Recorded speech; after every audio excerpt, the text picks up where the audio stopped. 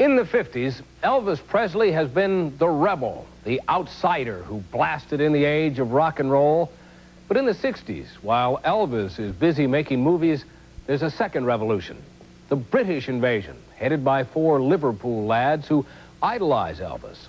In 1965, while the Beatles are taking America by storm, they visit Elvis, the man who inspired them in the first place, and a rock and roll summit is arranged. It is supposed to be a secret, but somehow word gets out. It is a night that changes history, and a night that is ominous for Elvis Presley, the rebel, as well. August 16th, 1977. Elvis Presley goes into his bathroom and suddenly suffers a seizure. Perhaps the defining moments of his life flashed before his eyes like so many scenes in an incredible movie. It is 1965, and the Beatles are absolute sensations. The biggest phenomenon since Elvis himself. They dominate pop culture the way Elvis did 8 years earlier, with a #1 single, a #1 album, and a #1 movie, all titled Help. Elvis's current movie, Tickle Me, is a flop, and it's been years since he made a real rock and roll record. Still, there's only one person the Fab Four really want to see while they tour America. And in August of '65, before playing the Hollywood Bowl, they call on Elvis at his gated Beverly Hills home. There was thousands of kids outside the house that got leaked out. There was thousands all over the walls, the fences, everywhere. John Lennon, Elvis Presley. Paul McCartney, Elvis Presley. George Harrison, Elvis Presley. And all of a sudden, the Beatles are walking in the house. And it's like, you know, introducing royalty to royalty. One thing leads to another, and they come in, and the Beatles, being very, very shy people, were sitting there, and nobody said anything. And they're just staring at him now. There's a moment of silence. As a matter of fact, it was a long moment of silence.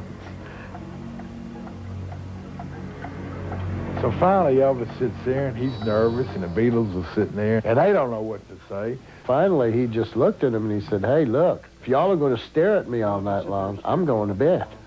I'm going to bed, man. Yeah, I was kind of hoping we could sit around and talk, maybe about music, maybe even jam.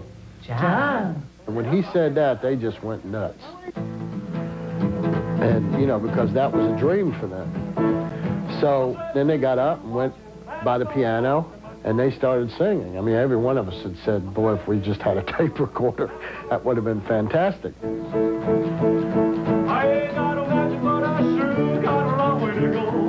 Take it. I'm a long boy, and I'm a long way from home. I'm a long boy, and I'm a long way from home. On the surface, it appears to be a light-hearted jam session.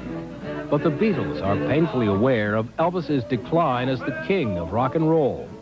John Lennon is the Beatle who finally breaks the ice on this touchy subject. Mr. Lennon cornered Elvis in one part of the house and said, well, Elvis, how come you don't cut any more rock and roll records like you used to? And Elvis replied, well, it's my film schedule. It's kind of tight, but maybe I'll cut one soon just for kicks. And Lennon replied, well, in that case, we'll buy that one. I'll bet it shook Elvis up a little bit. Lennon was just arrogant enough to sort of slap his face a little and say, Elvis, why aren't you making the records like you used to, the great records that made us want to be musicians? So come on, cut some rock and roll again. I ain't got no matches, but I sure got a long way to go. Oh, yeah.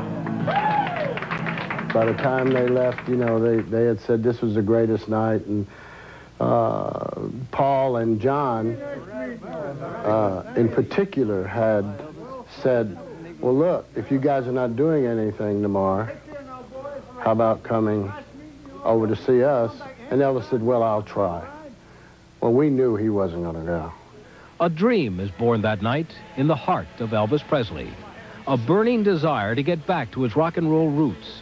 It will take him 3 years to realize that dream. And by then, there will be other complications in his life.